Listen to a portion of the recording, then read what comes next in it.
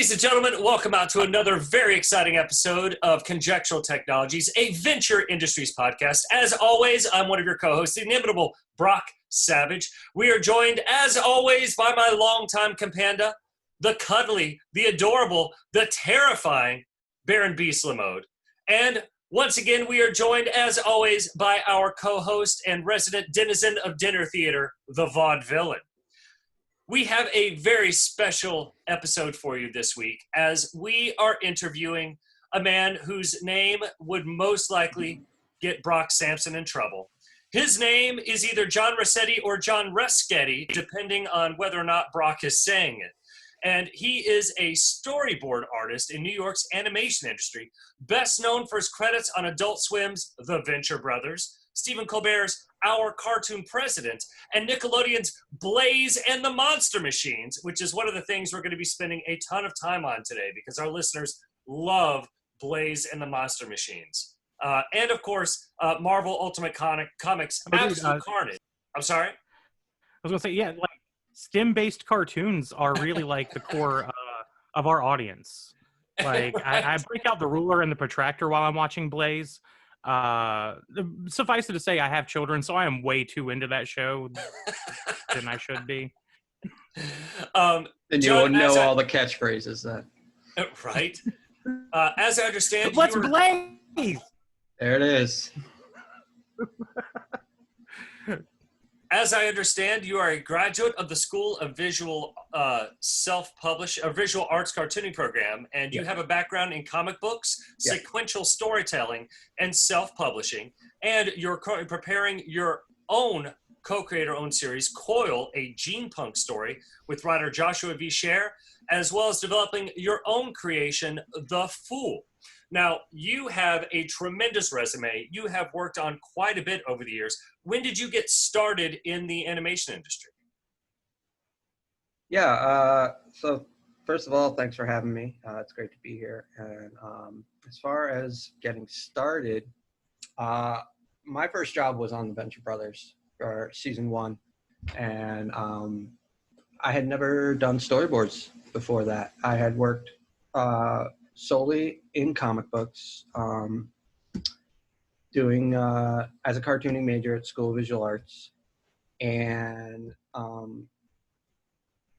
I got the job through a friend of mine who was interning at the time it was Noodle Soup Productions, was producing the show. And he showed me the pilot originally. One time when I was hanging out at his show or at his house, and I thought it was hysterical. I'm just like, if there's ever a job that opens up on this show, you got to give me a call. Like 2 weeks later, he gave me a call. Said they had a storyboarding position, and did I want to come in for an interview? And I was coming home from work that day. And it was already 7:00 in the evening, I think. And I'm like, yeah, I'll be right there. Let me grab my portfolio. And I ran right back. I ran right in, did my interview with the storyboard supervisor at the time. It was my work. It was my comic book work. It was my thesis work that was actually the character, the Fool, that when I had first imagined him, that caught his attention. And then, it was, next thing I knew, I was working in animation for the next 16 years. Now, this makes me, because I feel like part of this in my head is going to be a little different than the lived reality that you experienced. Because when you say, I got home from work and then ran down to the offices, in my head it looks a little bit like Vintech Tower, but it was probably like a closet off of a bathroom somewhere. That's about right. It was actually, let's see, they moved offices several times during the course of the 8 or 10 years I was working with them while they were Noodle Soup. And then they were, they were trying to figure out who they were, and then they were world leaders. And so, yeah, their first office was about 2 blocks south of Port Authority on 8th Avenue in New York City. And yeah, it was a little itty bitty place. You walk in and they're like on each other's shoulders going Mecha Shiva, just on Yeah. the same room. Yeah, there's exposed pipe everywhere, and but the great thing about it is it was just one of those places where, as one of my friends described it when he came to visit me, he's like, it looks like a place where people are rolling up their sleeves and getting the work done. And would you say that really characterized the general ethos throughout because you were there for 10 years, so that's 3 seasons, right? Yeah, I was there. That's exactly right. Because they kept me very busy in between seasons. We produced an entire season of another show called Supernormal in between season 2 and season 3, where I worked as a storyboard supervisor. That was produced in conjunction with a company out in the UK. I think it aired in Canada and the UK. And they put me on a whole bunch of commercial work. And, yeah. Really everyone cool. was there just we were there to get the job done. And so only because this is going to bug me. We had a lot of fun too. Only because this is going to bug me. You said you got shown the pilot. Which pilot are you talking about? The Air #1 pilot, or my absolute favorite, the Mystery of Turtle Bay? Because everyone seems to kind of not take the greatest shining to that, but I love that episode. No, when my friend showed me the pilot, it was the Mystery of Turtle Bay. Yes. And I thought it was hysterical. And I actually, when we were chatting the other night on Messenger, I fired up Hulu and I watched that again. I was laughing my ass off. It's even funnier than I remembered it. I honestly wish they would have kept that, like when Brock goes after the alligator, the way they do that whole montage. I wish that would have just popped up a little bit more, but I get that it was a style choice. What had me cracking up was the voice acting of the mummy when he's beating the mummy up. The guy's like, "Yeah, there's no reason." But what's really special about that pilot is that even though the whole thing was animated, I believe it was animated in Flash, as opposed to the series, which is technically hand drawn in Korea. We had a guy at the time named Bill Pressing, and he did a lot of the art direction and he did a lot of the keyframing on that. And I can really see his characters coming through in some of the expressions, and they're really bouncy and expressive and super, super good. And just to see his mark on that show at that point was just like, oh man, that guy's such an incredible artist. And we had him season 1, but then he was headhunted by Pixar, and he's been there ever since. Bastards. Yeah. Yeah. Now, I gotta ask, what was it about the tone of the show that got you so much? Like, what was it about the pilot that got you so excited about working with these guys? So it really made sense. It made a lot of sense because what it was to me was the satire, the superhero satire, and what made a lot of sense was what I learned later was its connections to the Tick, to Ben Edlund, and to the creator, Jackson Public, and his history with the cartoon, getting his start as a storyboard artist on the cartoon, and his writing with the Patrick Warburton live action. And how, as the storyboard artist, how intimidating was that to know that, the creator of the show used to do your job in some facet in the industry?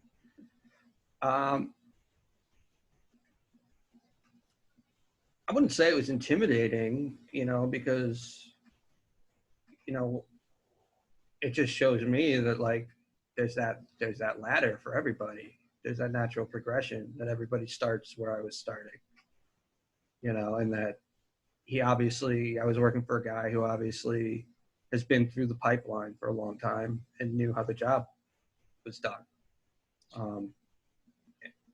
And I appreciated that.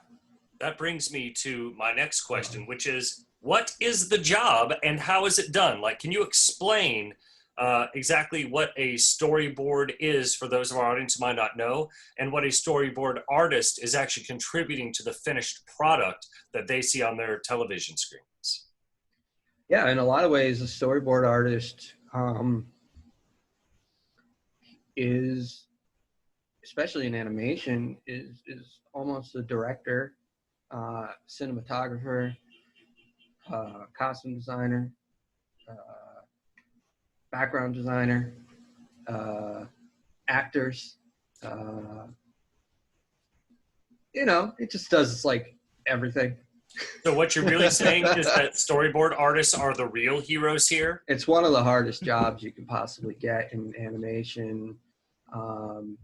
Just as penciling is one of the hardest jobs you can possibly do in comic books. There's a lot of heavy lifting involved. That said, thank God there are character designers and background designers and editors and everybody else to pitch in, and because we wouldn't be able to do our jobs on schedule if we really did have to do all that stuff in the whole process. So what we're really doing on a production like Venture Brothers is just translating the script. We're the first people to translate the script into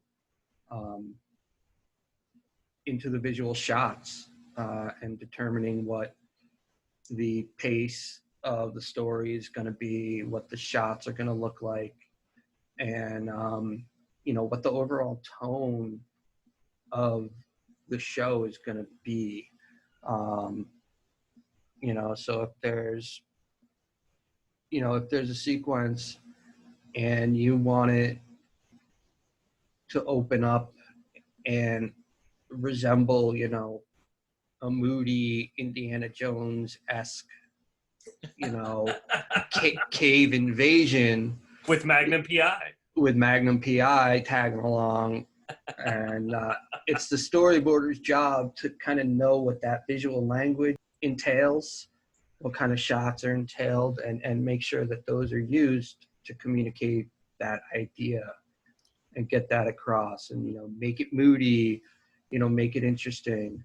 And then when you're on a production like this, you do have the benefit of the character designers and the background designers getting there first and giving you a lot to work with and play with. And then all you have to do is set up the shots and go to town with the character acting. That's really interesting. One of the things that strikes me about what you just said is that it makes me think that the relationship between the writers and the storyboard artist is a really special one. And it makes me wonder if it's more important to have a storyboard artist who kind of gets your vision initially, or a storyboard artist who is just a professional who can kind of get on board with what the vision is being presented to them as. Like, did you feel like it was really important that you understood the humor and the style that they were going for, and that's what made you so successful in that role? Or do you feel like it was your professionalism that really made that work because you could adapt to anything that they were throwing at?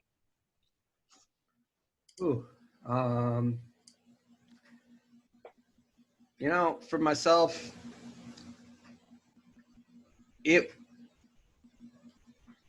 I was so young at the time, coming out of college, and it being my first animation job, that I was really learning on the job.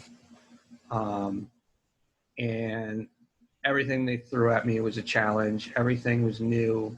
I was deferring to guys like Douglas Lovelace, who was my supervisor on the first season, Stephen DiStefano and Siobhan Mullen, who were my supervisors on the second and third season, as well as everyone around me, to guide me. And, you know, I think that I kind of was on board with knowing what the tone of the show was supposed to be, and that, like, you know, knowing what the references were, and knowing like what the visual language was supposed to be, and what it was supposed to be referring to. You know, when Jackson Public would come to me with a scene that he wanted revised, and he would have some notes, you know, and some little sketches, you know, we'd call thumbnail sketches, drawn really rough, and he'd be describing a character, and, like, you know, say this big bulky character's running at somebody, and he'd be like, you know, make him charging at him, and it's like the Rhino charging at Spider-Man. I know what that means, because I'm a comic book fan who's been reading it for a long time and drew it in my sketchbook, you know, a lot. So, you know, I think there was a lot of that, you know, when I'm looking down the aisle and I see the character designers, you know, and I hear him talking to them, and they're like, all right, this character is a little bit of this, a little bit of that, a little bit of that. And then they've got their drawing, and they've got their photo reference with pictures of each of those things. And, like, they all know, like, that material that they're drawing from, and how to mash it up to become this new and funny thing. That's really interesting to me, because you got to see firsthand a lot of the things we reverse engineer on the podcast. Right. Like, right. all the, you know, various, you know, different composite characters and this and that, like, right. Just sitting down to, you know, get to pull all that apart, and you got to see it get put together. Yep. That's a really interesting kind of perspective on that. Yep. Yeah. You know, vaudevillian. Is it vaudevillian or vaudevillain? Vaudevillain. Vaudevillain. If you're nasty. If you're nasty. All right. Miss Vaudevillian. You know, I was texting him the other day, listening to one of your episodes, talking about the opening with Dean dressed as Magnum PI. And, you know, I heard you guys speculating about that. And, you know, I text them. I'm like, yeah, that was supposed to be Magnum PI. That's exactly what they were going for. Can I just say thank you for that? Because it's just such a bizarre experience getting somebody who literally was in the room working on that stuff, just getting confirmation texts. That's just something weird all into itself. I was just like, I've never had that experience before. I've had plenty of thoughts and notions about what was possibly going on in the room when it happened, but it's really kind of weird to have it literally laid out for you like that. So thank you. I really appreciate that. I think I'm quoted on a bit about the character Hate Bit with the little Atari head thing. I love him. That is one of my absolute, when they finally named him, because if I remember right, he didn't get a name for the longest time. When they finally dropped that name, it was like a friend I had since kindergarten that I had forgotten what his name was. And it was just like this beautiful reuniting. And I was like, oh my God, it's you, Hate Bit. Oh. So one of the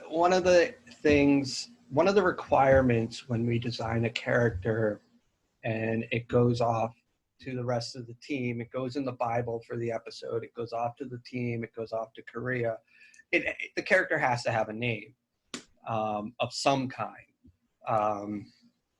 So before he became Hate Bit, you know, I was going to say that I think I'm quoted on the Venture Brothers fan wiki for confirming this on the fan group. The name, his initial name, was taken from one of those goofy G.I. Joe spoof videos. You remember those? Yeah.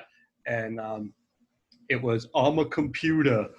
It's just because we used to play that sound bit all the time. Someone in the office used to, I'm a computer. We'd put that down as his name. That makes the pork chop sandwiches t-shirt make so much sense. That was getting played all the time, season 1, nonstop. Pork chop sandwiches. I feel like big chunks of the stuff that we find in there are just inside jokes that were making their way around the office at the time. Oh, hell yeah. I mean, the entire show, without a doubt, is the writing process is Jackson Public and Doc Hammer shooting the shit. And when it's not the two of them, it's, Jackson Public coming down to the office and shooting the shit with everybody else. And then something else pops into his head.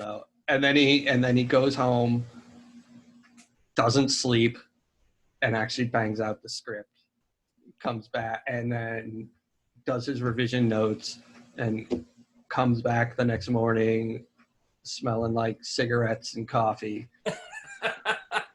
and looking like, dude, you really need to sleep. But I'm glad you got our notes done so we have something to do today. So was now the character design team needs you, so sorry, you're not going to get sleep. So was that kind of the division of labor going on back then, at least between Jackson and Doc? Was sort of more Jackson was taking story, Doc was taking more of the storyline, and then Jackson was kind of working on more like the art end or something? Or how did you notice that their split kind of works? Yeah, as far as I knew, Jackson was in the office at World Leaders and Noodle Soup. We barely saw Doc. We saw him at parties, premieres, whenever we had premieres or Christmas parties or any of that kind of, important social event things that were, office related. And then, as far as I knew, he did all the editing, all the effects and things like that. So he was down in his office. His office was the Astro base. But that was, the Astro base was basically his office. And then,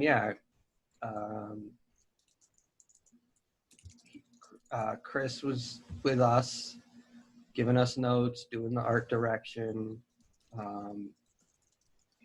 dealing with the producers, dealing with the pipeline, all of that stuff, and just really dealing with the bulk of the labor. And then, he would go down, do his co-writing with Doc. They'd split up the writing however they split it up. And, And then have you noticed any difference with the fact that, like, since they were doing writing and the art, and then they were also, let's face it, 3/4 of the voices, did you notice any difference then going on working with, not to really get into the other projects you've worked on afterwards too much yet, but did you notice a big kind of disconnect possibly between your voice actors that you've worked with on later projects as opposed to that, since they were so tight-knitly involved and they knew exactly what was expected of a vocal actor in that scene? There was definitely, there were different experiences, but I think every show I worked on, they had professional voice actors, people with some pretty good experience.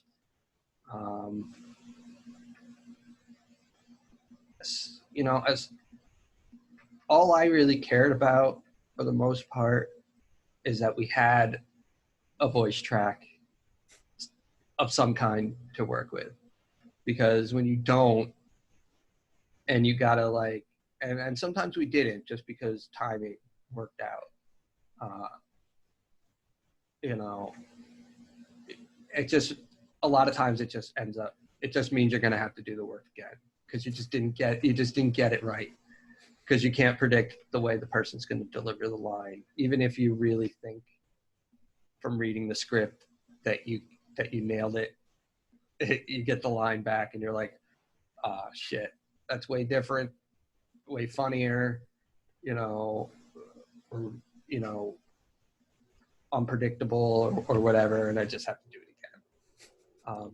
The thing about working with Jackson that I really liked was, because he's the storyboard artist, because he's the voice actor, because he's so funny, he would come to your desk with his notes, explain the scene to you, do the voice, act it out in front of you, and not leave you with a lot of guesswork to have to figure things out. You can pretty much sit down and do what you need to do. And whereas other times you've got a lot of empty space, a lot of seconds to fill, a lot of dialogue to fill, and you're like, I've got a solitary shot on a character and I've got to fill it with his hands moving. And I can't do much else with him because it's limited animation. How do I keep it interesting? So when you have a guy who's just so animated as a person to begin with, and he's talking about the monarch and he's doing this, you're like, all right, I know what I need to do with him. This is going to be fun. I've just got this visual of, I think it was a season 1 DVD extra where they show the animation process and they're doing the Go Team Venture in the green suits and everything. And then they do that whole completely ridiculous montage of how it gets, that's basically what I have envisioned for like you sat at your desk on a Monday morning. That's awesome. Center Nicholas just walking around in his green suit and the ping pong balls. Hey John, how's it going? Need me to pose? It's like this. Freeze right there. Right, exactly. I got the life drawing easel. Yeah, right. Now I'm going to need you to take off your shirt and hold this rose between your teeth. Now, obviously, you brought up a whole lot of really interesting stuff here, and one of the things that you mentioned was the relative difficulties of certain things. As you've kind of gone through and reflected on your experience working not just on the Venture Brothers, but on other projects as well, and let's kind of start with the Venture Brothers. What were some of the hardest things that you had to work on, and what were the things that just flew right off? The hardest thing is always the deadline. Right. Always the deadline. The workload in animation is unreal. And especially when you're working on a show like the Venture Brothers and everybody around you is so good and you're just raising the bar, like everybody's just doing such a good job and you just like want to be there with them. And I mean, Chris was like trying to direct the show like it was a live action piece on an animation, but on a limited animation budget. So he's pushing us as hard as we could go, like hard perspective backgrounds, characters moving around, in deep space, action shots, big ass freaking, battle scenes for cold opens, movie montages, like all sorts of stuff. We kind of have a running debate here on the pod about the best cold opens. What are your favorites? Oh, the one with Venture Stein, where it's all from his point of view. Yeah. And it's like it's a big battle. The war footage. He's like, I forget what the henchmen are saying. Oh, like keep your head on a swivel. Smoke him if you got him. Smoke him if you got him. Cliches like that. Yeah. Hey, Frosty. Yeah. That's without a doubt my favorite. I think Rick Lacey. I think Rick Lacey was the primary storyboard artist on that, or at least a primary revisionist on it. My favorite thing about that whole cold open is the butterflies. Like once they're out of the trench and like the swarm of butterflies comes in and out of vision, giving you snapshots of what Brock's doing to people.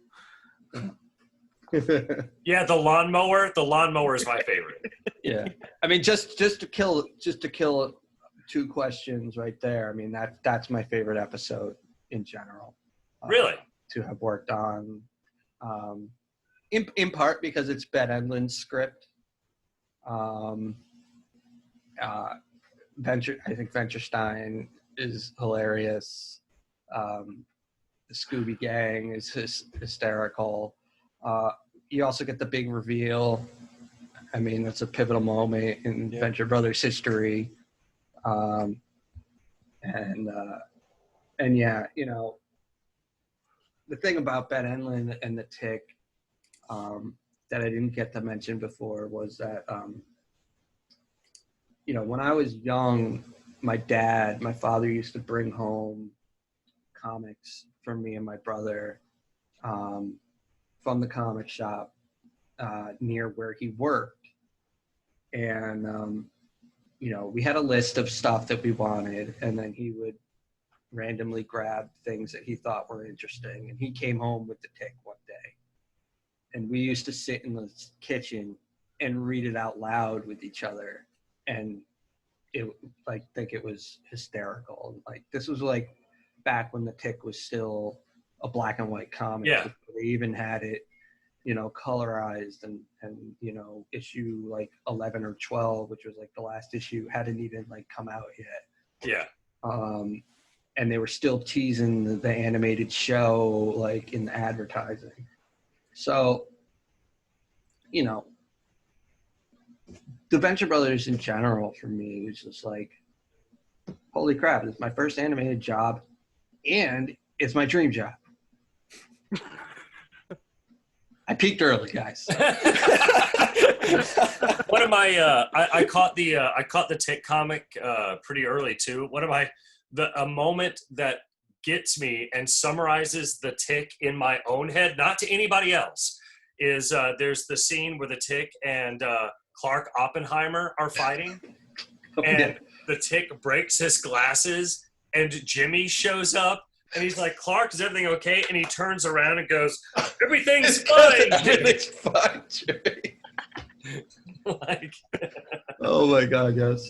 That for me, like, it was the ninjas behind the hedge. Yeah. And the guy in the house looks out the window and is like, "Honey, I don't remember having a hedge."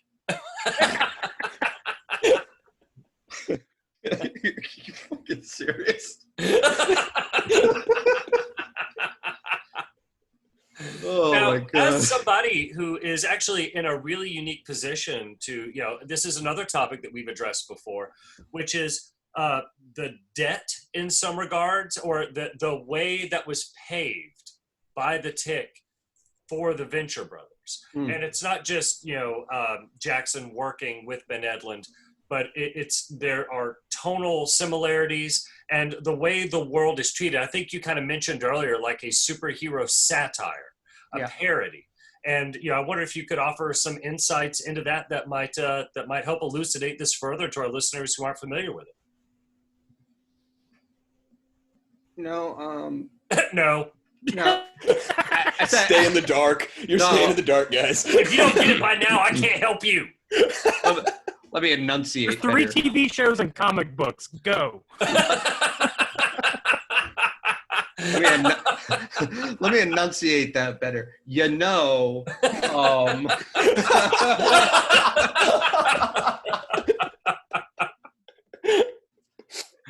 yeah, I think that from a comic book, you know, from a comic book standpoint, you know, and knowing that Chris Jackson Public is such a comic book fan. There's such a history of just building on top. Watching my cat over here doing something on the couch, and she's got that mouth open, you know, like what do you smell? Anyway, so building on top of different things and passing sort of the baton from creator to creator, you know, and you've got Superman and Batman and the stuff that Stan Lee did and stuff that happened in the 70s, and then you get the stuff that Frank Miller and Alan Moore did in the 80s, and you get these different generations of people growing up on different stuff, and they're all absorbing it and just mixing it up. At the same time, they're out listening to punk rock and heavy metal and watching kick-ass movies. And, you know, I think that, you know, they're reading cool books, and they're just, yeah, they get into a place where they're creating their own thing, and there's so much material up there. Somebody on the Venture Brothers team, in the background department, described one time working with Chris McCulloch at a previous job when he used to be at a company called Jumbo. They produce a bunch of Disney stuff, including Doug, 101 Dalmatians, the series. PB&J Otter. There you go. And she talked about how he was a young storyboard artist, but he just had all these ideas swelling in his head. And yeah, it's like a guy with his head ready to explode, because he's just got all this material building up, and it's drawing from so many places. Do you think that it might have more to do with the cultural environment rather than any overt, I don't want to say homage, but any overt interaction? Like they were just, they just come from such a similar place culturally with the type of stuff that they were consuming and enjoyed. Yes. That, they were bound to, in some ways, find the same things funny. Yes, I think that's spot on, actually. I think that, I think a reference to Hulk hands, and you just show them, and like that's it. It's like kind of funny, but the way a character like Gary geeks out about it, like that's an experience I think that we all understand. I think that a lot of people, I think that the way we experience these things and the way that the Venture Brothers characters experience these things, the way Brock talks about Led Zeppelin, man, like, man, so good. People know what it's like to talk about a band and try to convince someone how good it is. Right. I've only ever met one person who didn't like Led Zeppelin, and it was my buddy Ryan, and he essentially was like, nah, man, too many songs about hobbits. Too many songs about hobbits and citrus.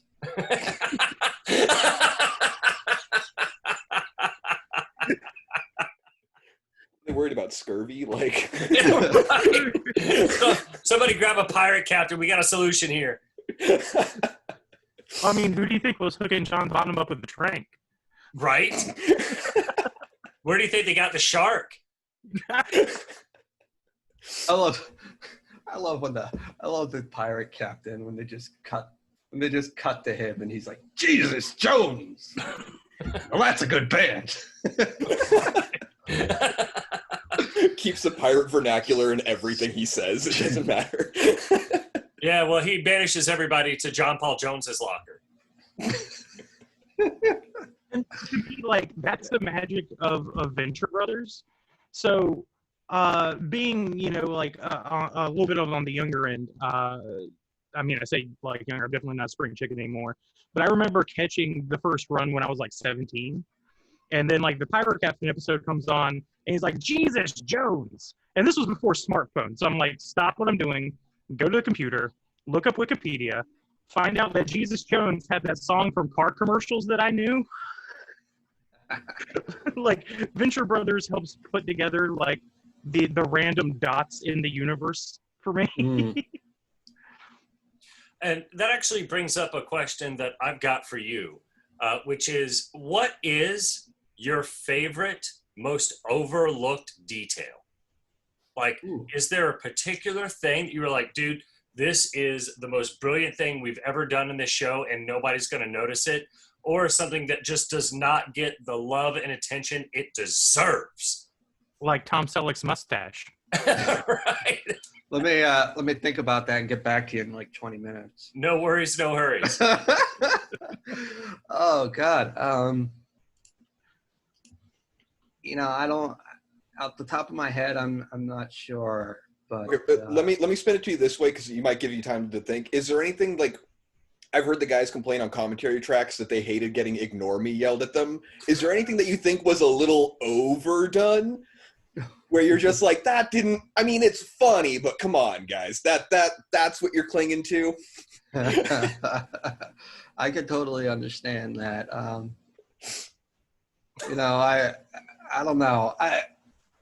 One thing that certainly, to me, can't be done to death, but certainly everybody's going to try. And I think that, to me, it's just like, just keep it going is the nozzle.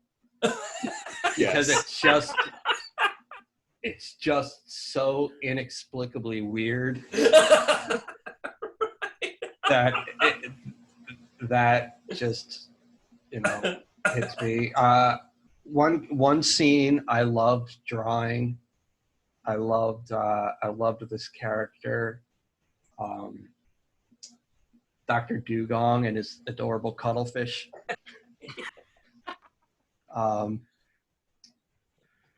And that character just cracked me up because he was just so pathetic. I love when Monarch's like just unleashing on him, and he's like, "Wait, what? What are you talking about?" Like he's so confused. What should you know? You know, one of the things that we've talked about on numerous occasions is the way that they're constantly writing checks they don't know they're going to cash. And you are a person for whom the person that might have some additional insight into this are like Dugong, for instance, right? He comes back much later in plays a big part in the Morphic trilogy. Right. And as we're kind of looking at that character, was there any plan for him to reappear, or was he a one-off that they just found a way to like just brilliantly work in again later? That I definitely don't know. That's definitely a question for the writers, especially since I wasn't there after season 3. Yeah. So I didn't get to see how they brought him back in terms of the behind the scenes stuff. I would guess that no, they probably didn't have that idea until later. You know, when who is he related to? Is it Wide Whale or yeah. You know, Kong. Probably when they came up with that character, they were like, that could work. We could do that. There's no reason we can't. Like, let's do a continuity check. Like, there's no reason we can't do that, right? All right, so let's do that. Well, they had a brilliant wrap up to make sure there was no continuity issues with the bit about oh God, I'm gonna forget her name now. Wide Whale's daughter suddenly being like, I have an uncle? Like, I loved that little censure line just to be like, Nobody knew a thing. There's no issues here. She didn't even know he existed. At the same time, Chris might have a stack of sketchbooks somewhere in his house, and if you flip through them and you find his first doodle of Dr. Dugon and Wide Whale, it might say brothers, and then maybe he didn't write his first script on the character for another 2 years, 3 years, or 10, or 10, these, the way these, I have original artwork of Chris's that are, character headshot doodles, like on the back of storyboard sheets with a word balloon, like line of dialogue and stuff. And like, that's the way a lot of writers work, is like an idea pops in the head, they doodle it down, and pass it off to you, and then they put it.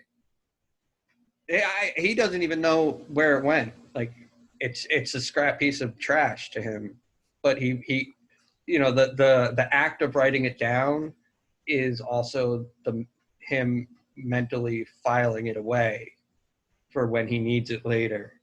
You have any of those doodles, I can make you tens of dollars on eBay. Tens, even 11s of pennies. Eat the pennies. They're gonna go up eventually. Now, one of the questions that we'd had submitted was whether or not you were involved in Dr. Orpheus's magical shape-shifting bookshelves. No.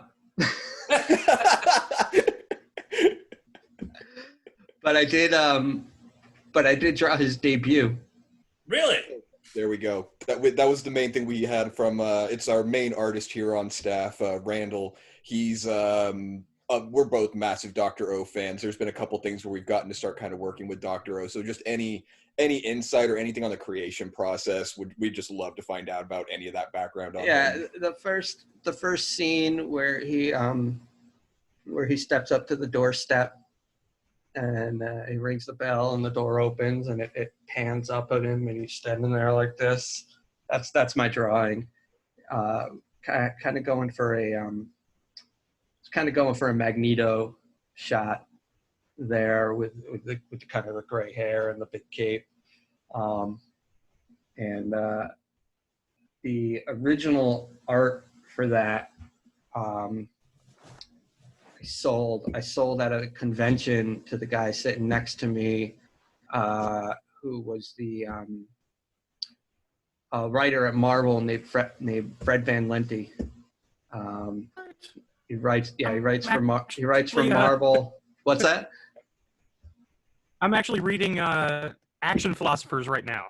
That is a wonderful series. Him and Ryan Dunlavey were sitting next to me.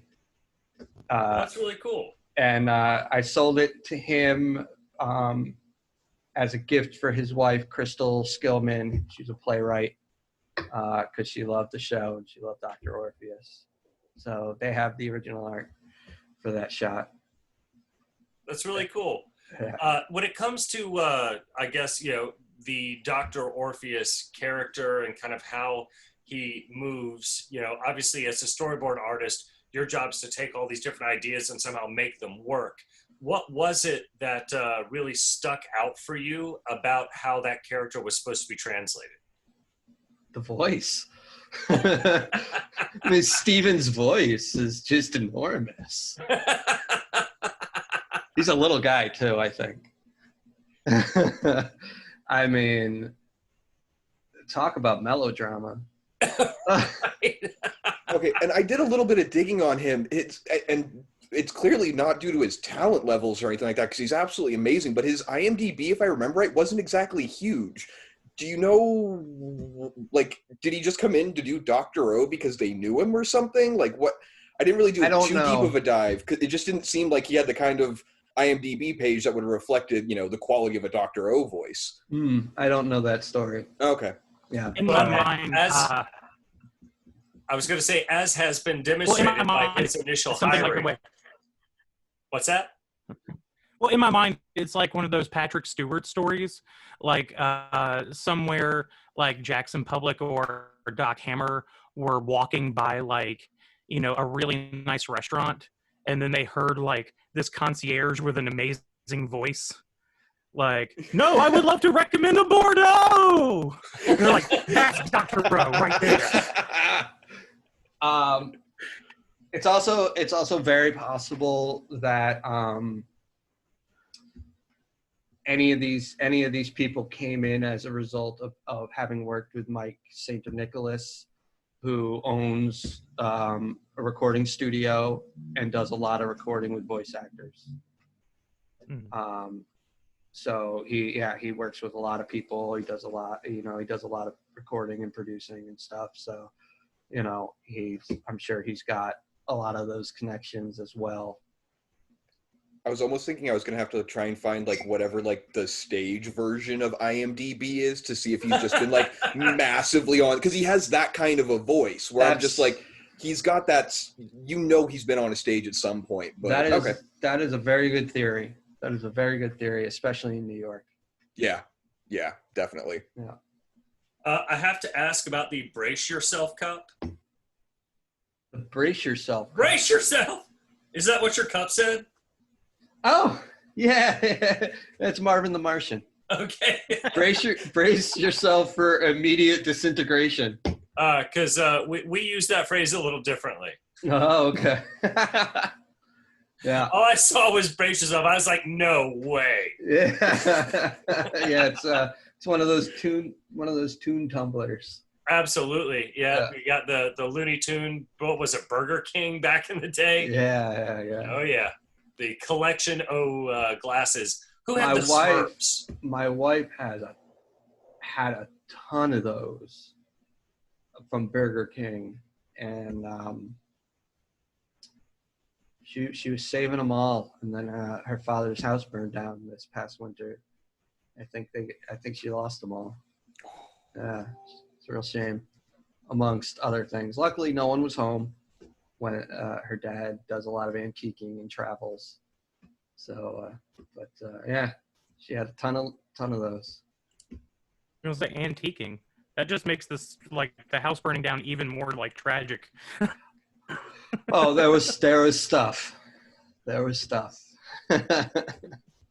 I'm still waiting to hear back. It was about a year ago or more now, but there was a fire at my father's house, and my signed by Craig T. Nelson racing gloves that I got one day were in there. And I'm like, if Mr. Incredible's gloves got burned to a crisp, I'm going to be so pissed off.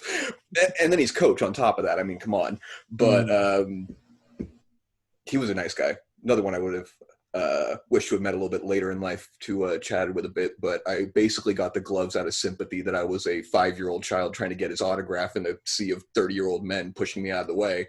So I was like, all right. I mean, if I had to be young to get it, cool. But I wish I could have met him when I was a little bit older. If you got it, use it. Did you see that video of a baseball player gets a ball, he tosses it to the kid in the stands, the kid drops it, and the adult behind him like reaches down, grabs it, it's like, woo! It's like, Yeah. Really, dude? Really? Yeah. Oh, I thought you were going to go with the little kid who was a smooth little player where he caught the one from the guy, kept it in his glove, but he had some other ball and he tosses it to the really cute girl behind him. He's like 10 or 11 years old and he's just straight throwing moves on this girl, but then they show it in slow-mo. You're like, he didn't give her the real ball. Like, is it classy at that point? It slick. Feels classy. It is simply slick. That's that move. That's either really smooth or really troublesome. Keep an eye on that boy. Yep. I was just thinking about there's some little lines from the show that I love, and sometimes people like pick up on them and sometimes they don't.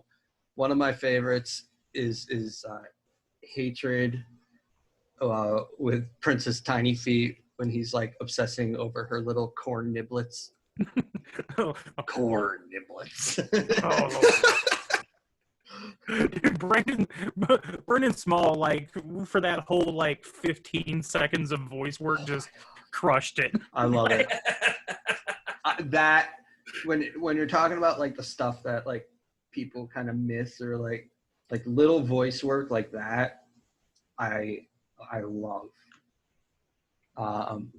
My brother brought up a great one from Aqua Teen Hunger Force this morning, where Master Shake, he says to somebody's saying, like, when is, like, something, like, whatever, and Master Shake just responds, like, when is anything? It's just a line. It's just a dumbass line, and I'm just like, oh my god, it just kills me. When is anything? Now, like, growing up, and this is probably going to be one of the more cliche, like, questions, but, like, what was the comic that got you into drawing? So, this is a good one.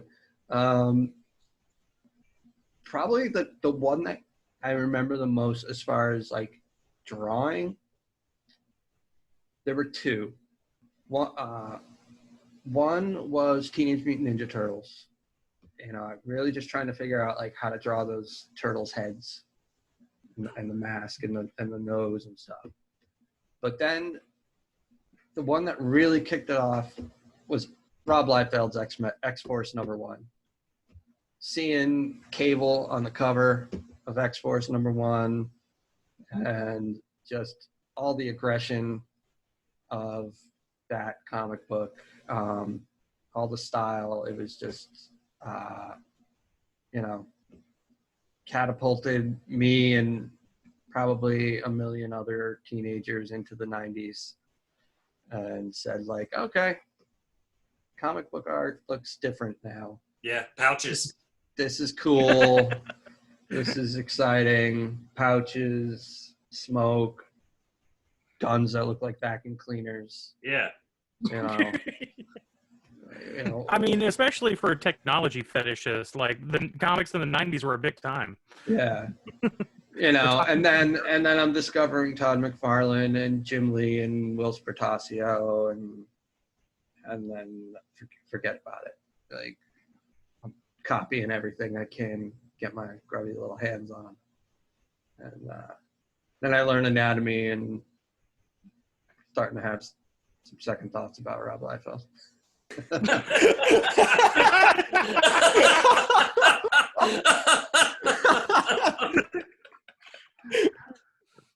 A whole different discussion.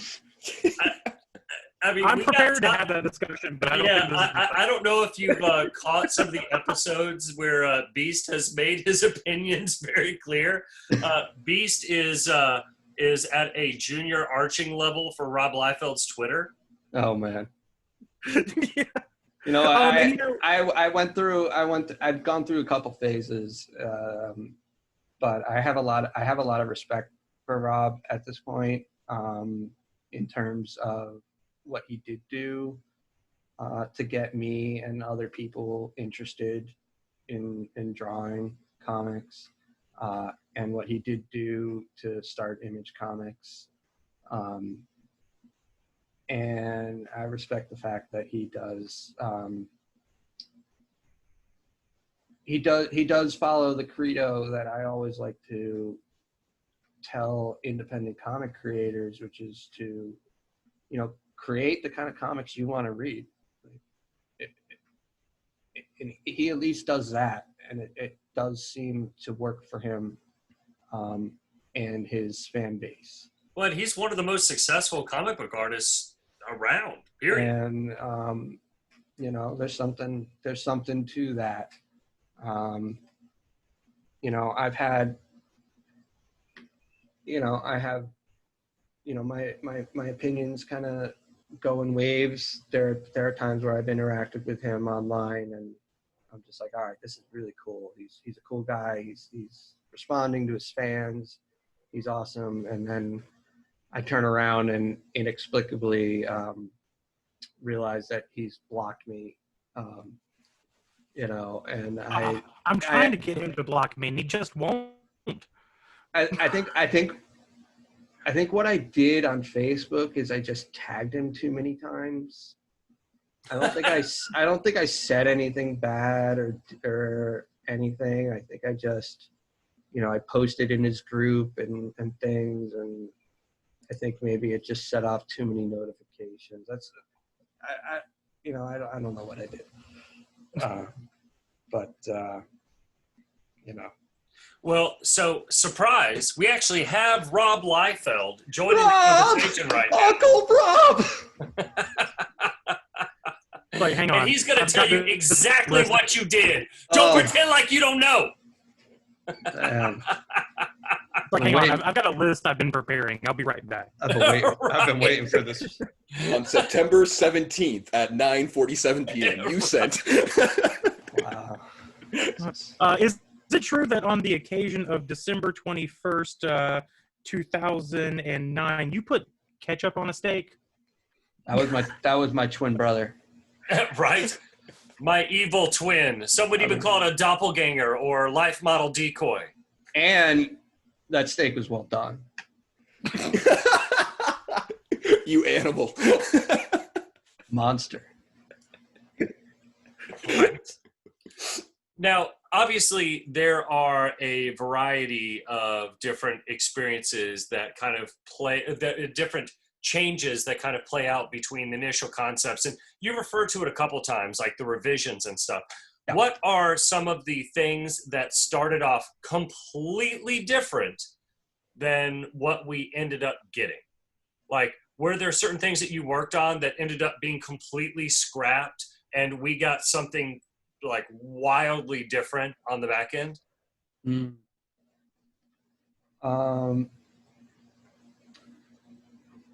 You know, there was one episode, I think it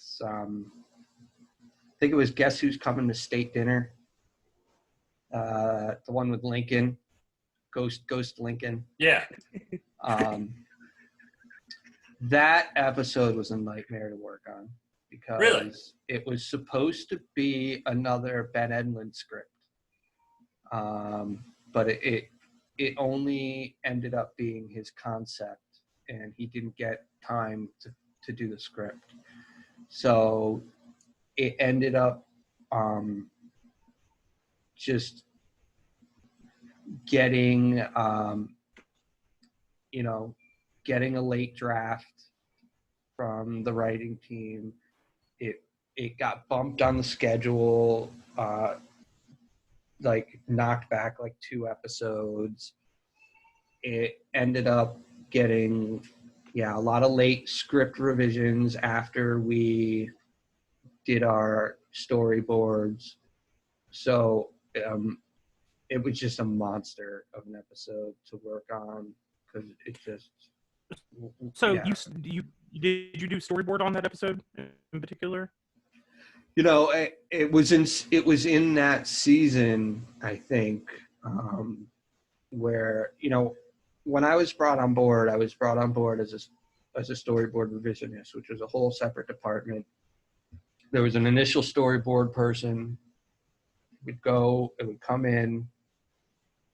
The writers would look at it, make notes, hand it off to the storyboard revisionist. We would, you know, execute whatever notes we had. The idea was that it was supposed to be minimal, you know, and then we would also go through and we would put the characters on model. We would do a continuity check. We would do a check for, you know, making sure characters match the design pack, do any what they call hookups when things cut, if it needed an extra pose to make sure nobody jumped in animation from like sitting to standing, you know, inexplicably, things of that nature. So yeah, by the time we got to this episode, the production had gotten so far shifted that we stopped getting credited as revisionists and we just started getting credited as storyboard artists. because by that point they were just giving us the thumbnails and giving us the script and giving us, we were just doing the first pass at that stage because, things just got so crazy. Well, like, there's always stuff that you see on Venture Brothers and other shows, right? And then I always wonder about how that looks in the creative process. Like, you were talking about those little, like, missed one-liners. Mm-hmm. One of my favorite ones in the whole show is, like, Money Lincoln talking to Rusty about, like, being a fast-wristed little redhead in the Lincoln bedroom. So in my mind, like, somebody had to storyboard Money Lincoln making a jerk-off motion. Oh, with the little arrows back and forth pointing so there's motion. Right. Or labeling, like, this pose is 1 and this pose is 2. And then it goes to the director, who then has to fill out an exposure sheet where it's Lots like of exposure. 1, 2 times 10. Also, could you loosen up the grip on the fist a little? That looks unnatural. Obviously, and then it's called when you're animating and you move from one pose to another and you want to exaggerate it, you would give the instruction to the animator to overshoot. So instead of just moving from pose to pose, it would go from pose to pose, but it would go a little further and then back. So that's where you get good animation, where it's like.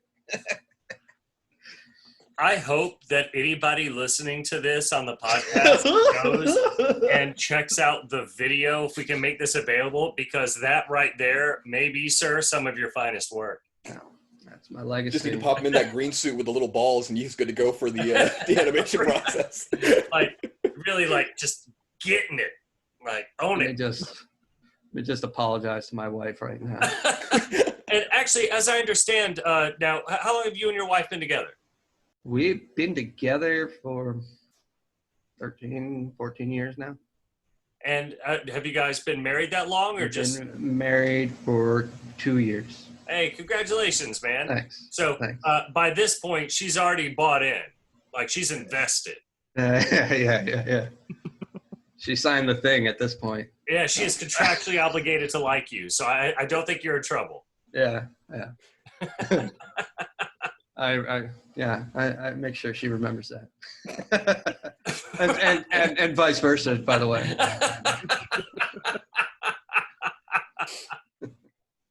Now, one of the things that we've kind of touched on a little bit is the kind of working relationship and the dynamic. One of the things I'd like to ask one of our listeners had asked, what were your first impressions of the team when you first got in? Yeah, it took me a little bit to get comfortable, because I was definitely very self-aware, like just insecure, because I just did not feel like I belonged, because everybody there had either worked together for a long time. I mentioned Jumbo Pictures earlier. A lot of them worked together there and had formed Noodle Soup together. So there was that group of people.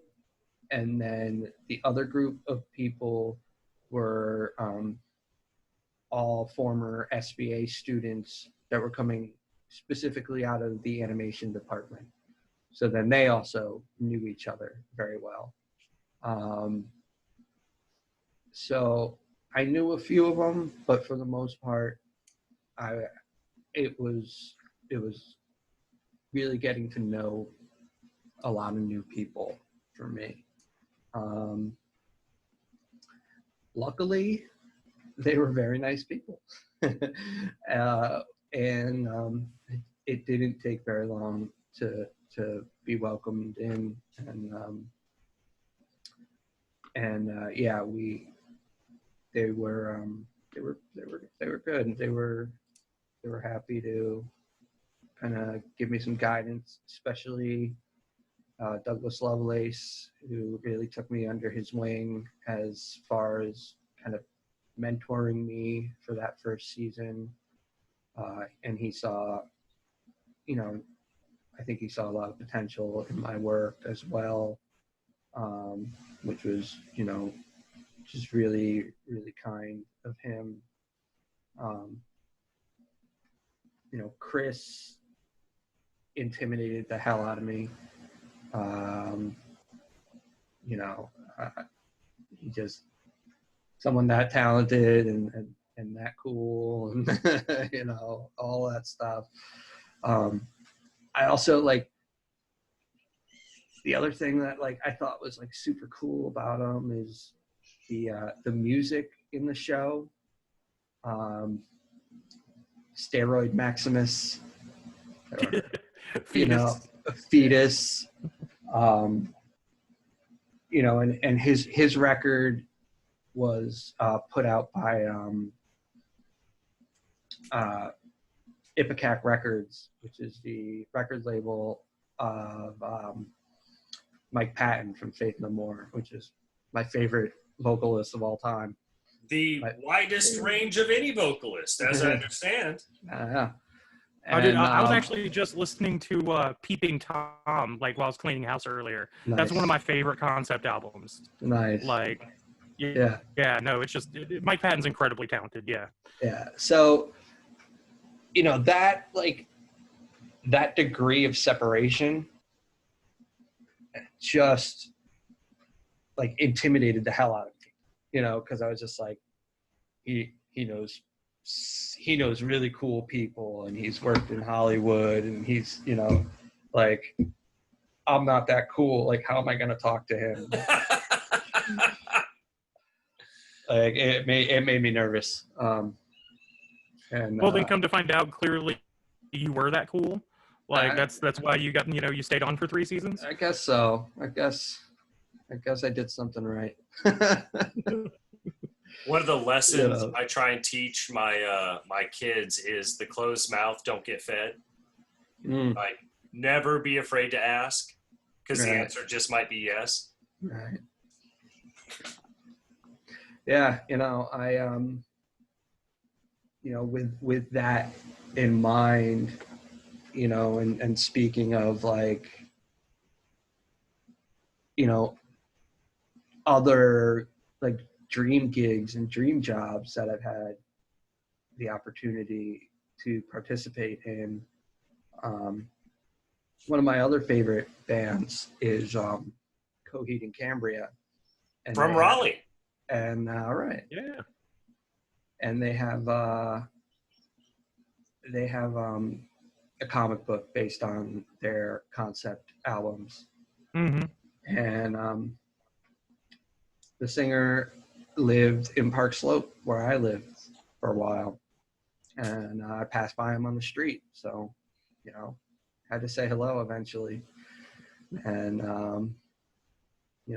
as a result, a couple years later, seeing him at Comic-Cons, emailing, he looked up my work. He saw that I worked in television, things like that. And I eventually got to do a variant cover for his comic book. And it was my first published, comic book cover. That's awesome. For the Amory Wars. And, it really was a matter of all right, you gotta get the Stones to approach him at some point, And don't be afraid to approach them in the bathroom while they're using the restroom. Might, as we learned from Comic-Con. Against that. I might advise against that. Remember, the closed mouth don't get fed. That's rule number 3. Rule number 3. There it is. It's like someone with a fever is yelling at my junk. Did you dab? You dab? So, one of the things that this is think actually that- a great opportunity to segue into some of your other work, because the rest of your CV is just as amazing as the work that you did on the Venture Brothers. Talk to us a little bit about Our Cartoon President. Our cartoon president, that was a short gig. It just, because it just was fast-paced production, a lot like something like South Park, where they just turn the episodes around really fast. Yeah, it was one of those things that came about reaching out to someone I knew from school who worked in animation. What are you doing these days? Who's looking? Oh, I think so-and-so is a producer over here. They're looking. Why don't you email them? And and the job came about, and they had, that gig was kind of interesting because, I think they had tested out the idea on Steven's show, and then kind of expanded it into the series.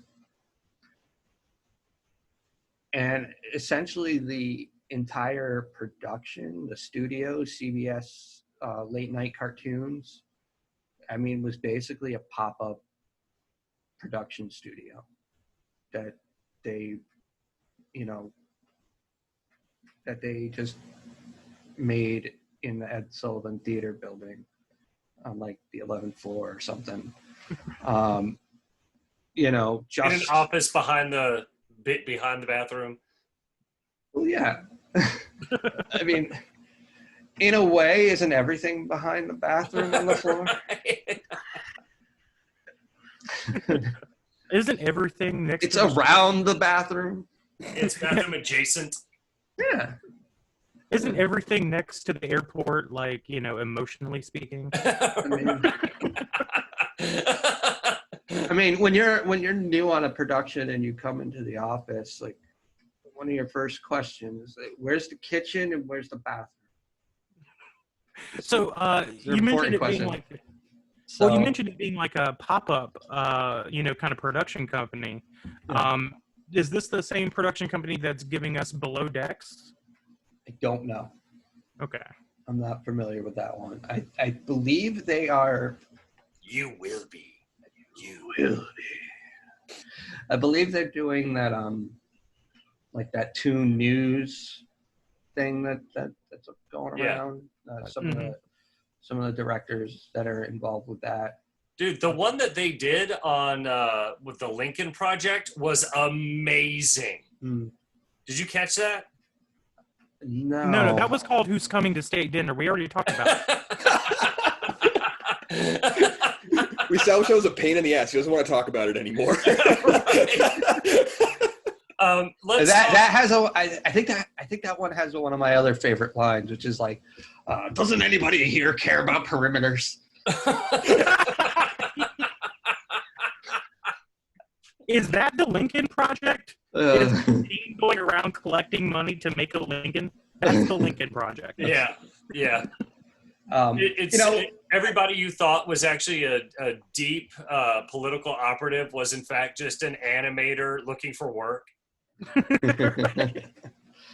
I wanted to say about Our Cartoon President that was really cool, and kind of indicative of the kind of change in and the sort of advancements in storyboarding, is that I worked with a new program that I hadn't worked before. Actually, I did work in the previous job on Hasbro's Hanazuki right before it at Titmouse. I worked with Toon Boom's Storyboard Pro, and we did Cartoon President as well with this. And essentially, the big difference with that compared to previous jobs was the addition of working on a timeline and basically piecing together our own animatic before we send it off to the editor.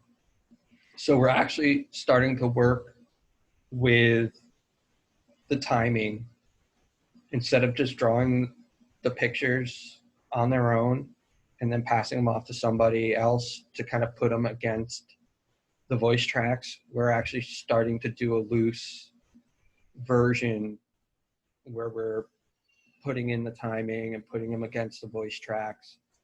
And that kind of starts to bridge this gap where the storyboard artist is kind of stepping into a more of a filmmaker role, which really opens up a lot of doors for storyboard artists as they kind of eyeball like career moves into directing and show running and stuff like that. So that's interesting. You know, our cartoon president was funny because all the shots in that show are straight on, and all the setups are straight on. So we've got the backgrounds already designed. We're pulling them from a library, dropping them in. We're pulling the characters from a library, dropping them in. I'm redrawing mouths and hands and puppeting them into position. There's very little drawing involved, but it's all just staging. So from a drawing perspective, for me, who really loves drawing, super boring. But from a storytelling and a filmmaking perspective, it was all new, interesting learning process. I am of the opinion that DJs make the best musicians, right? Like, DJs, when they kind of spit out. Well, think about it, dude. Like Rick Rubin, right? Like, no, I mean, I can't. I'm sorry, not musicians, producers. We'll just say producers. DJs make the best producers. I can't. Danger Mouse. Yeah. I mean, he made one of my all-time favorite albums, and he keeps going. Yeah. And I kind of feel like, would you equate... DJ Shadow is always one of my favorites. Oh, yeah. Yes. Dude, his work with Run the Jewels, excellent. And, of course, I remember him getting kicked out of a Florida bar for being too future. It's like, man, really? Like, your audience can't handle DJ Shadow, the artist you booked, and your goal is to, like, you know what? We're just gonna throw up somebody who's gonna play like Soulja Boy 15 times. Like, let's see, like surely it's gonna play to our crowd better. But I digress, because the reason I brought that up was, do you feel that storyboarding, in much the same way as DJs might make some of the best producers, what do you feel like storyboarding is the natural precursor to, or makes the best representatives of? Yeah, I mean, I think that right now, what I'm interested in kind of learning next is sort of what they call previs, which is to kind of start to bring in some 3D aspects and start to block out some of those big action moments that you might see in like a Marvel film. And, a lot of like live action films, right? They might have some, exactly. There might, the stuff that's, live action is going to be maybe loosely storyboarded and allow for the cinematographer and the editor to sort of take advantage of the set and the actors and the moment to sort of figure out how to film it, and the editor to kind of put it together. But the big action stuff that's going to require a lot of CG requires a ton of planning. and they're going to have to, if you want to stay on budget in terms of creating that 3D animated stuff, you know, you've got to plan that stuff out, you know, down to like the second. And that's where the previs comes in. And this, so the storyboarders are kind of creating these like 2.5, you know, 2.5D kind of storyboards that are like a little bit of drawing, a little bit of 3D, and you know. See, I thought the one big action like finale from Civil War was just improv. Right. Yeah, they just wing it, you know. I could not know what I'm talking about. I storyboarded my whole career, bro. Just wait. Number one rule at Marvel is just yes and. Like, yeah. Yes, and more guys. Right. Yes, and more dogs from space. I think that's more a DC thing. Mm. They need to bring back Cosmo. I'm sad they never looped him back in from the first Guardians. That was a nice touch. Dude. I wanted the talking dog with a Russian Telepathic accent. Russian dog. Yeah. Yeah. It's just genius.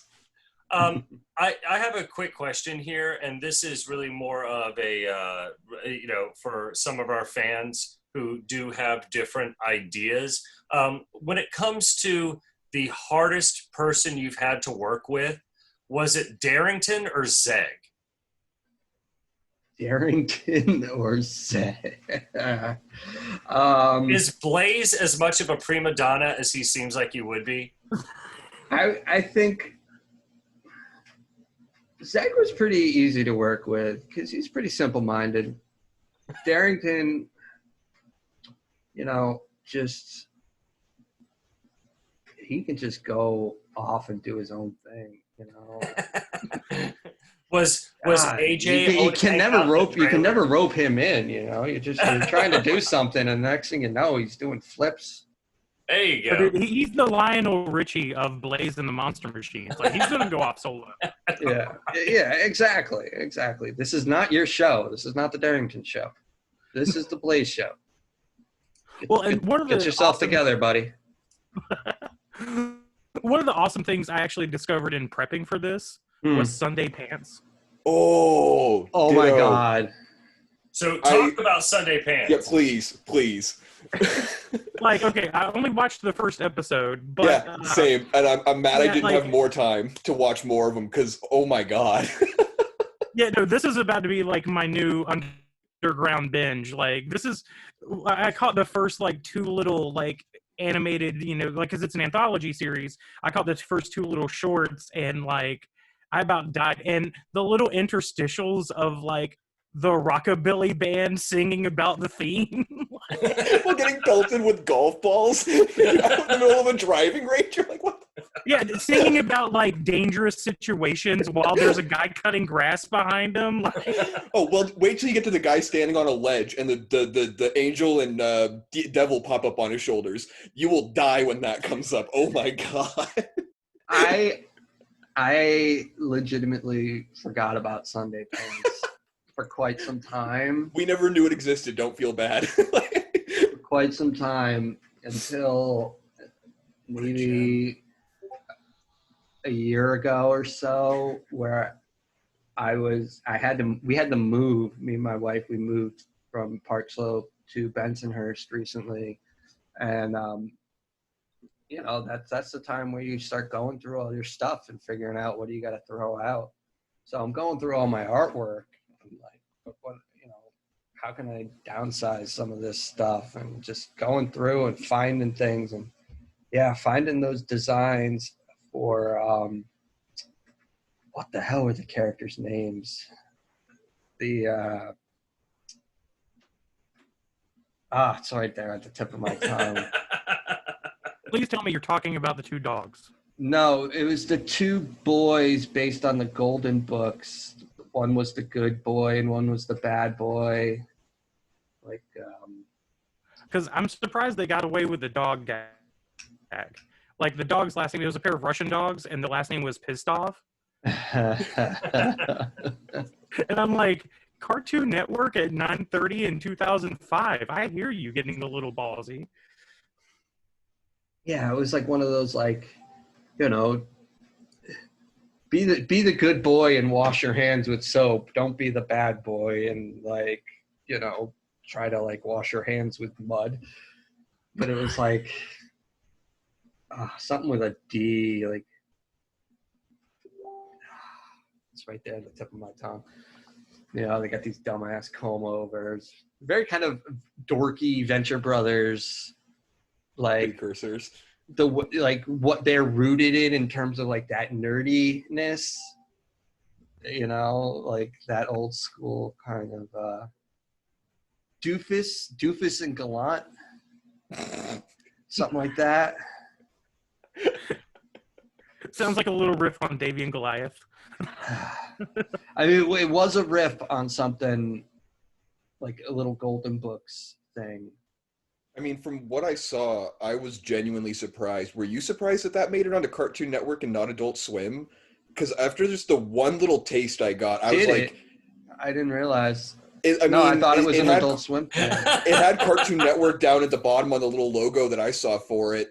And I was like, when I was doing the Wikipedia research on it, like it had the slot right before Adult Swim started. Before, you know, they kind of expanded the Adult Swim slot. It started at like 9:30, and I think in 2005 Adult Swim started at 10. Right. It was like their bridge show from like, all right, kids animation to adult animation, and this is like the bridge that gets you there. Yeah. The thing about Sunday Pants was because it was an anthology show, we only produced that one bit. All the rest of the stuff was produced, you know, that stuff was produced all around the country at different studios. Every little bit from that. I'm looking this up because it's killing me. Sunday Pants. I mean, I've heard some stories of like back in the 80s and the early 90s where a lot of cartoons got on air that maybe possibly shouldn't have because literally quotes were that some of the guys on the board running the standards and practices were possibly a little hammered at the time and continually so and never really caught any of the jokes. But I hadn't heard any of those type stories running on at Cartoon Network or into the aughts. But then all of a sudden I found this and I was just like, this fits right in with the guys who missed Pee-wee's Playhouse and everything else back in that day because it's just sliding a lot. I mean, Cartoon Network, don't get me wrong, they do slide some stuff into some of those younger kid shows where you're like, adult joke. But this one was just, I mean, as soon as the guy's standing on the ledge contemplating what looks like jumping off, but then it's a Frisbee he's getting off the ledge or something. But it's... This thing, the one I worked on was called Dr. Lyle Pushkin's Guide to Happy Boys. That does sound like something that would get played in the learning beds over and over again.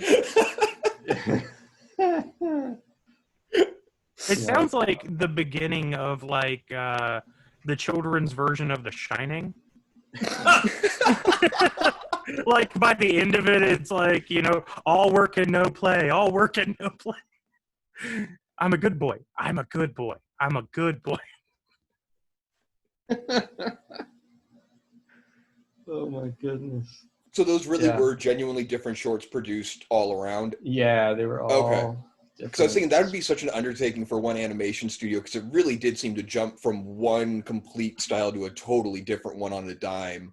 I was like, that is a masterclass in a couple of artists trying to get down their different formatting styles or otherwise this is getting passed around. They had us, they had their studio down in William Street, you know, and all sorts of every show that was like on Adult Swim or, you know, was a different production studio.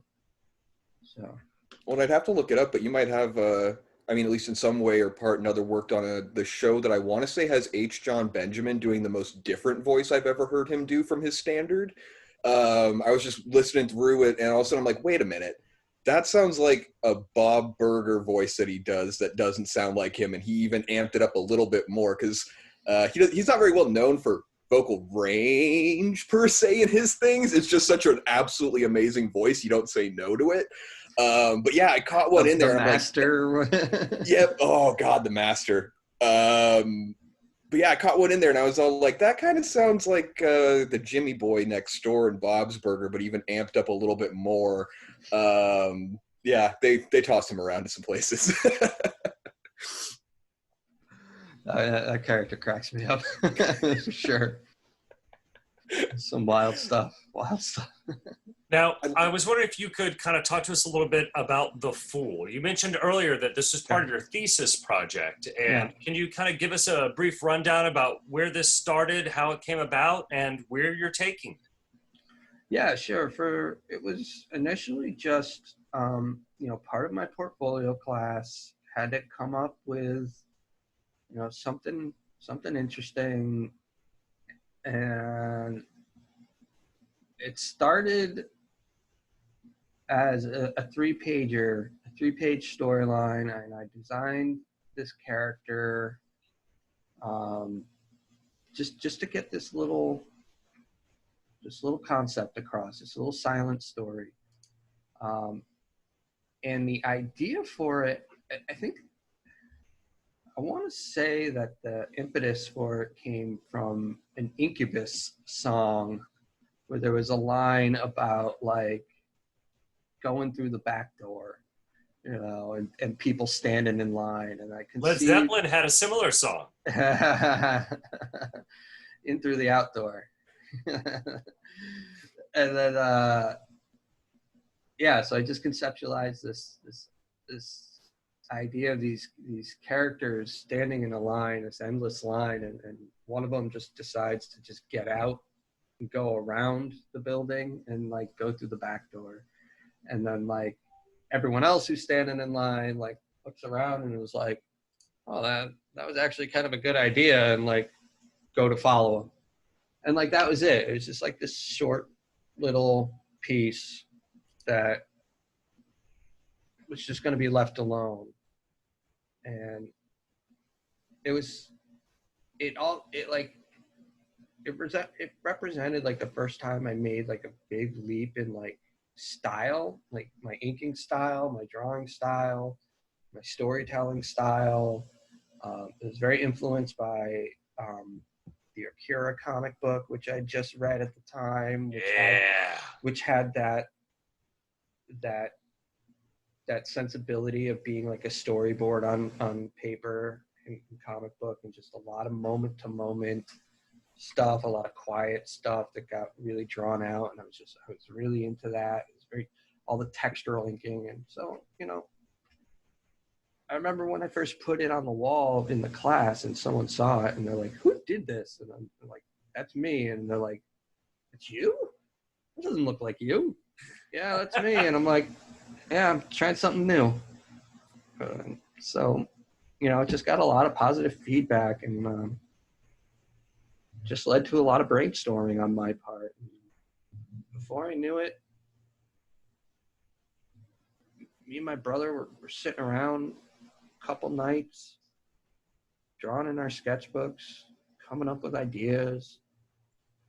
He brainstormed his pet project, which was Growing Up Comic. Love that, by the way. Thank you. Yeah, we could talk about that. Oh, definitely. A bit. And I ended up naming my character The Fool. I'm not even sure where that name came from initially, but Are you an Iggy Pop fan? a little bit, but not so much that I know that reference. Dostoevsky, are you perhaps? I was gonna say, are you a Dostoevsky fan? Yeah. I mean, I've looked that up. I mean, I've done some research as far as like where the name pops up and things and different places and stuff. But long story short, it's gestated in my head into a story that after a good 20 years of people poking me and saying you should do more with that, I'm finally ready to do more with it. And so the story involves this creature, this being really from another world who finds himself in our world on Earth and is adopted by a young woman, and together they are trying to figure out their place in the world and why they're here. And it's a little bit Lilo and Stitch, a little bit of E.T., and a little bit of X-Files. And I'm working with a writer named Pat Shand, who's co-writing it with me, helping me out with the script and the structure. He worked on a project. He works on something called Destiny New York for his own company called Space Between Entertainment.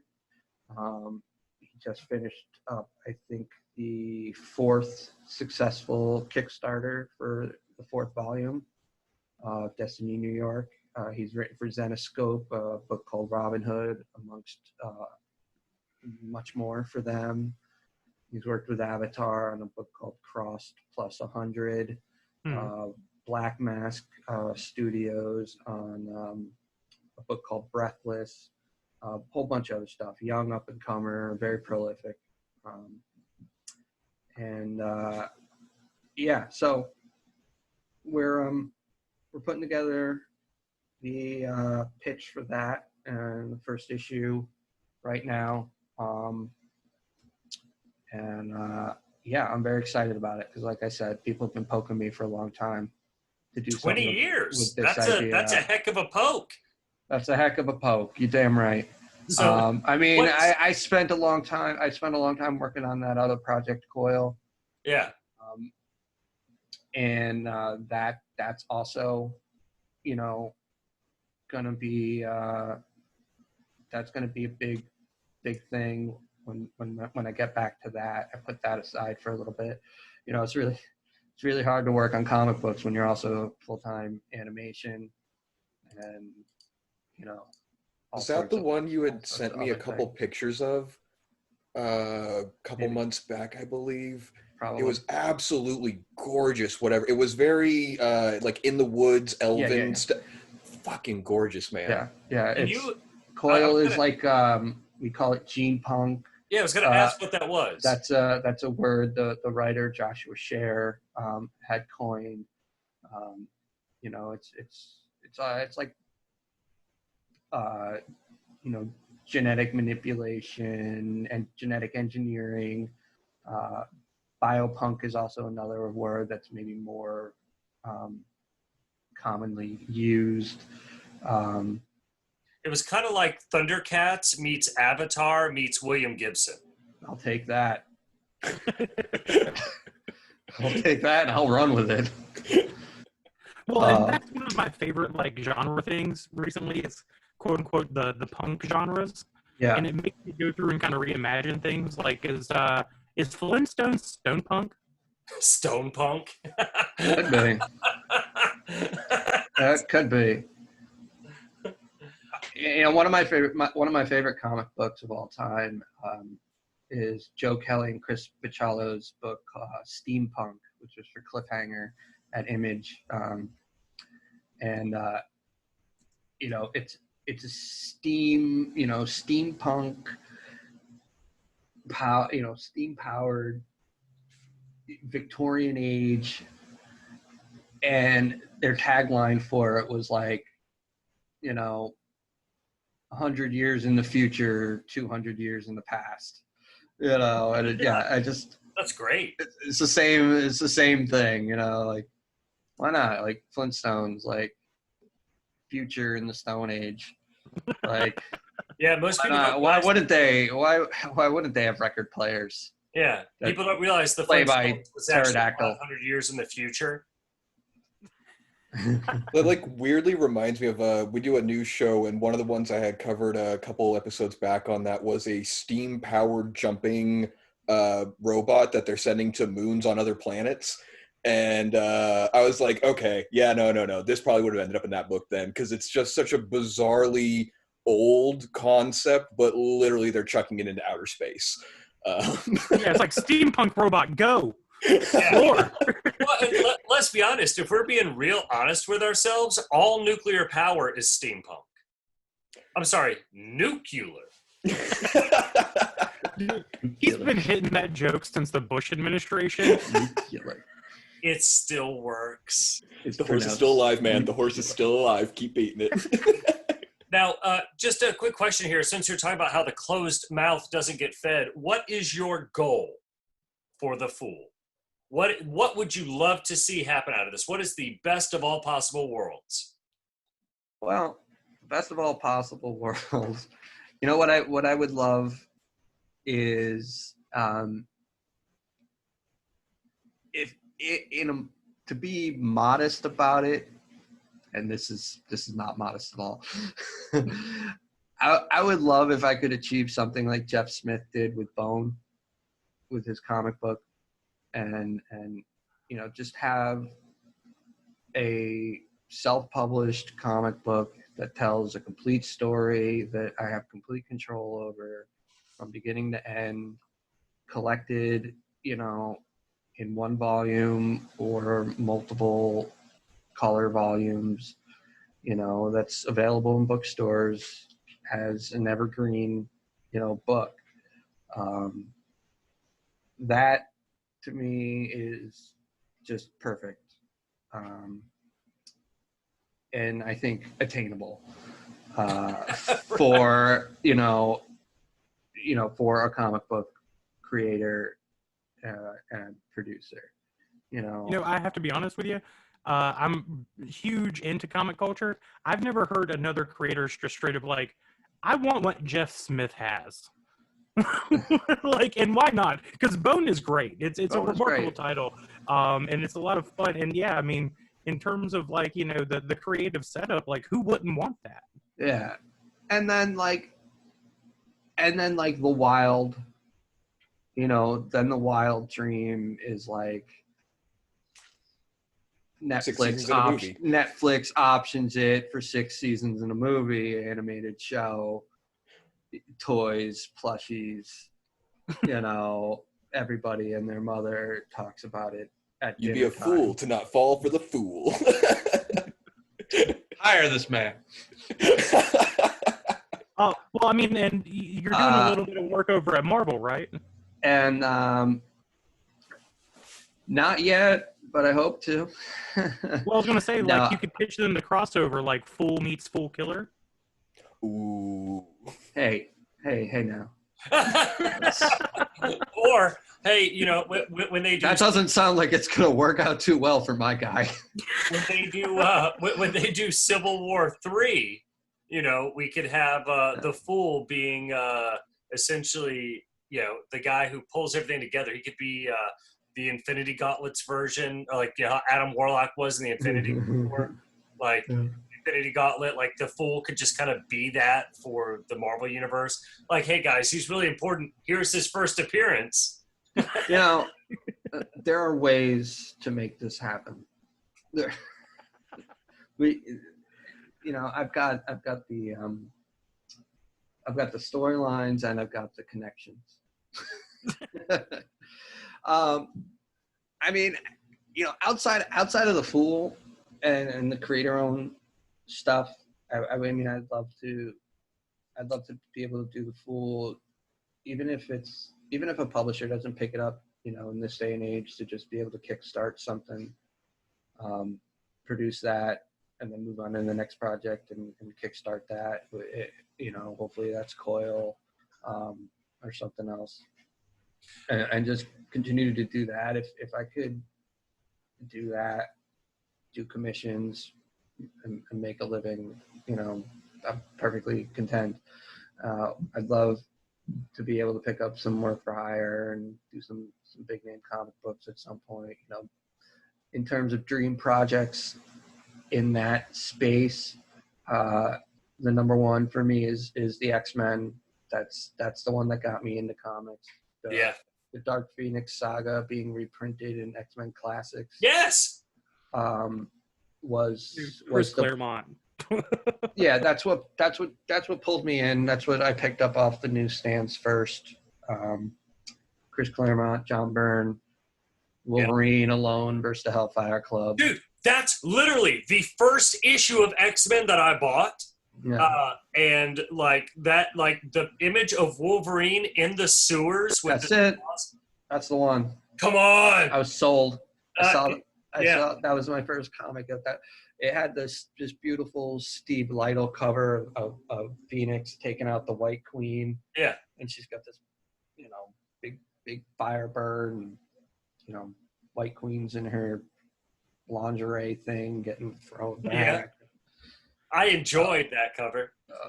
He's a young man. I was a young man. He's a young boy discovering new things about himself, new feelings. Now, but then you get to that last page and Wolverine's coming out of the sewer. Yeah. And it's like it's time. Yeah, Leland. Yeah.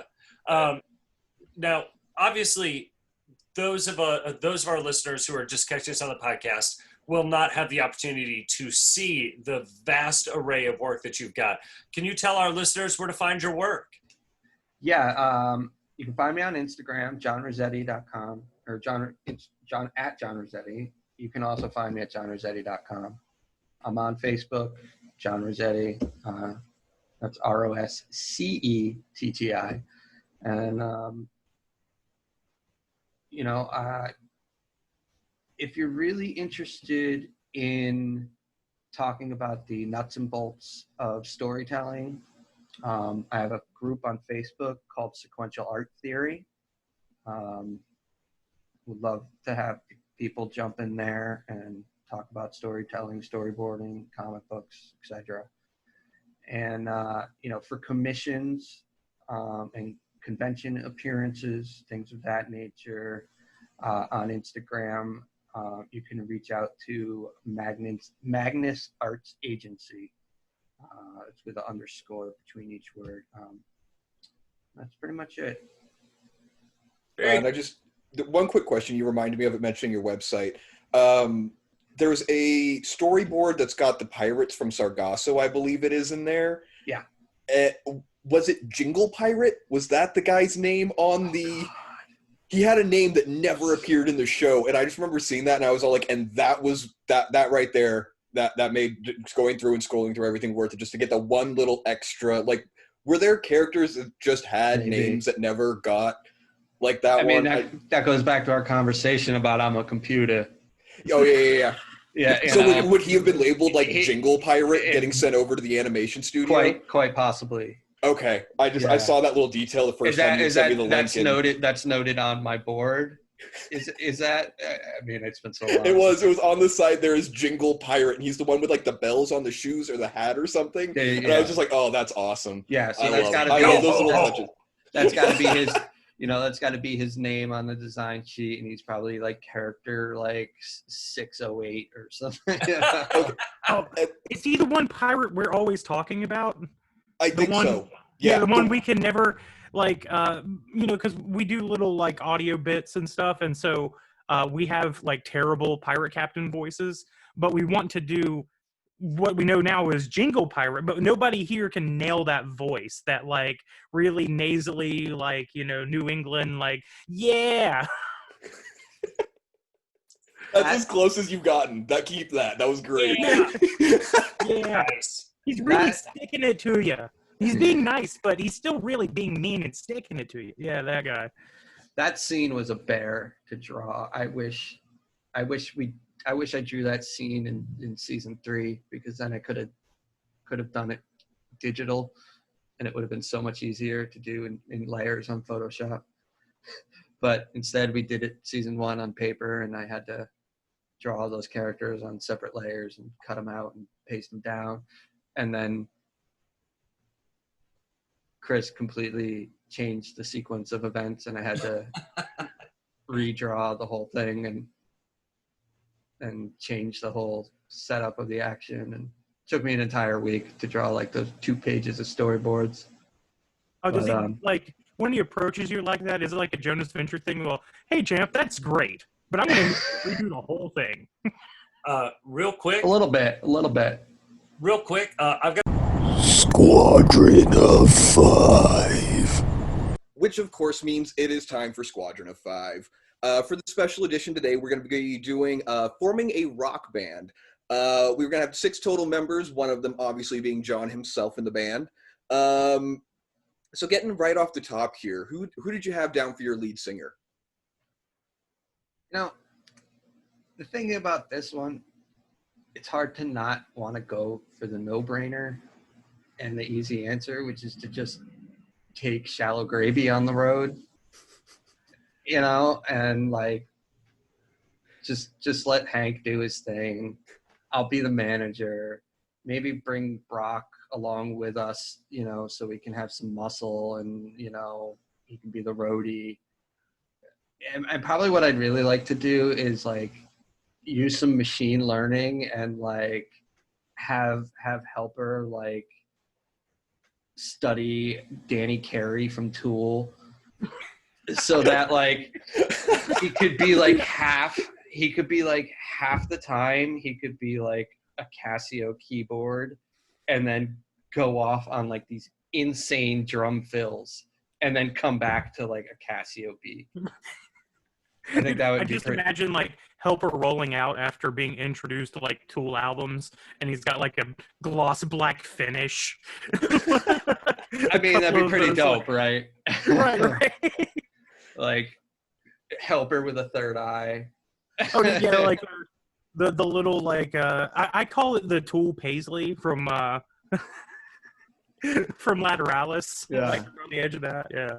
Yeah. They gotta have like the music videos of like the stop motion animation style stuff that they used to do, but it's all like Helper like pulling himself apart and putting himself back together and shit. I mean, I don't have a lot of musical talent other than like I did pretty good with the drums in Rock Band, and always wanted to like learn the drums at some point, but like in high school, like I wanted to sing in like a hardcore band, which reminds me, there used to be a band we listened to. I think they were from Jersey. They were called Fury of Five.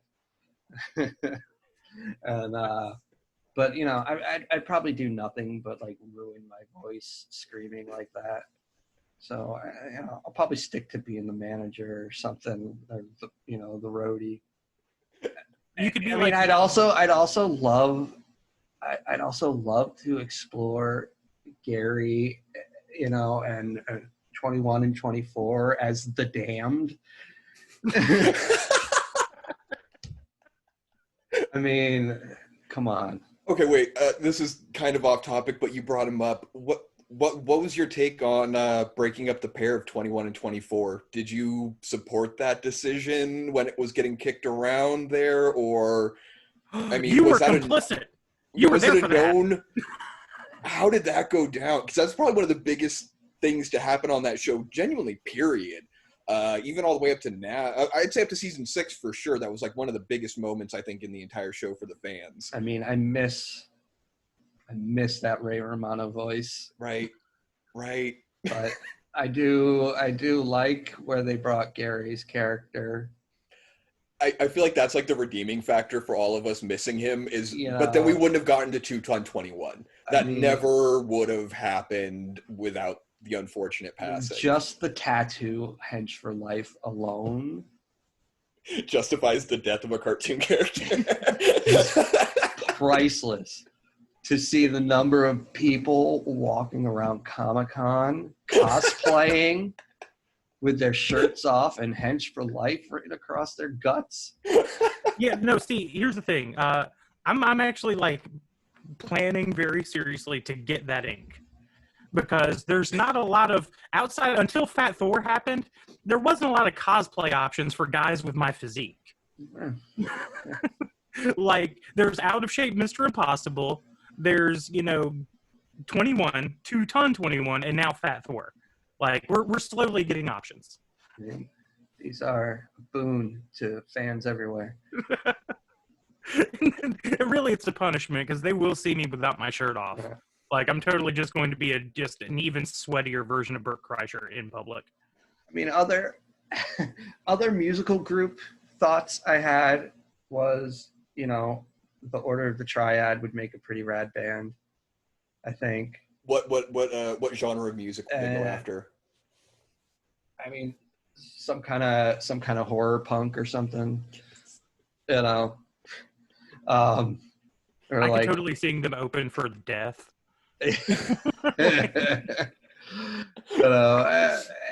Or like, Pete and Billy and like a new wave band with like the Order of the Triad backing them up, as like a rhythm section and rhythm guitars and stuff. Guys, Nine Inch Nails just got back together.